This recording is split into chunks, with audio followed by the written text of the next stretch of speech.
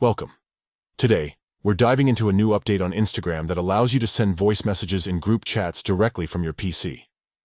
This feature is a game changer for those who prefer speaking over typing. Let's walk through the steps together. First, open Instagram on your desktop. If you haven't already, make sure you're logged into your account. Once you're in, take a look at the left menu on your screen. Next, click on the messages icon located in the left menu. It looks like a paper airplane and will take you to your direct messages where you can chat with friends and groups. Now, find the group you want to send a voice message to. Click on that group to open the conversation.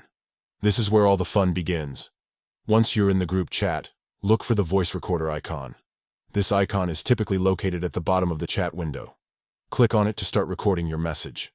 After you've recorded your message, you'll see an option to stop the recording. Click on the stop button when you're done speaking. This allows you to review what you've just recorded. Now comes an exciting part. You can play back your recording to ensure it sounds just right before sending it off. If you're satisfied with how it sounds, go ahead and click Send to deliver your voice message to the group. And that's it. You've successfully sent a voice message in an Instagram group chat from your PC.